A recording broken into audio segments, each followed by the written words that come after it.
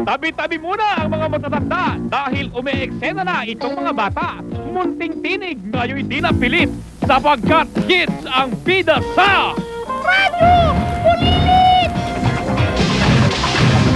Yan at marami pang iba sa aming pagbabalik. Sa mga kaibigan nating ayutagin mo yung hapon tong ninjong tanan. Kayo ho ba'y mahilig makinig ng drama sa radyo? Hindi ba talaga namang nakakadala ang mga tinig at sound effects na naririnig sa bawat eksena?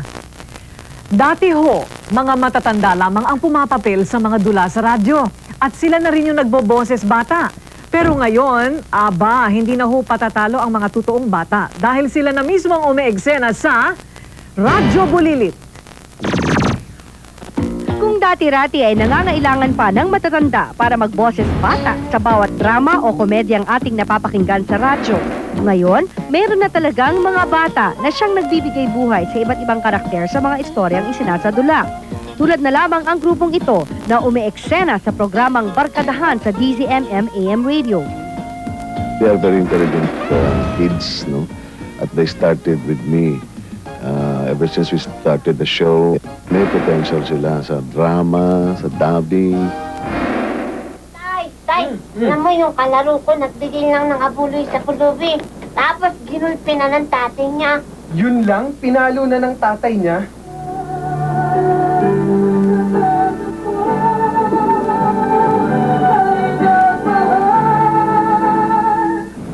Talagang ganyan, dahil natinig ako, wala akong dinadasal.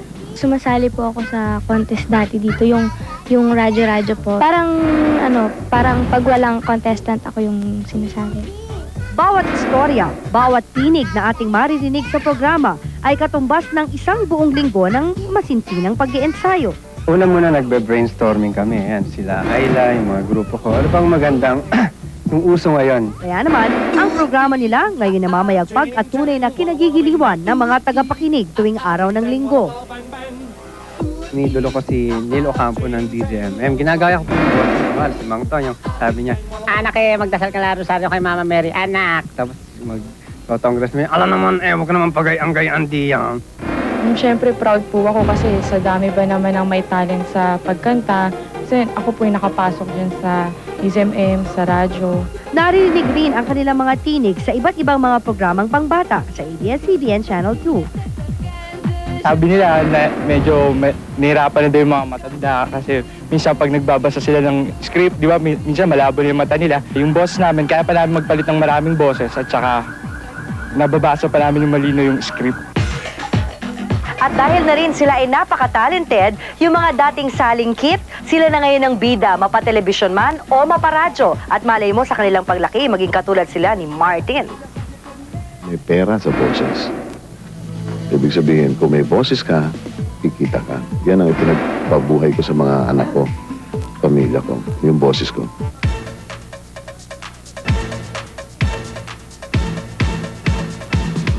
Ang programa ng Barkadahan ay inyong maririnig sa DZMM AM Radio sa Istrenta sa inyong talapihitan tuwing araw ng linggo. Alas 11 hanggang alas 12 ng tanghali. At kung gusto nyong sumali sa Barkadahan, magtungo lamang po dito sa ABS-CBN at hanapin si Mr. Joey Galvez.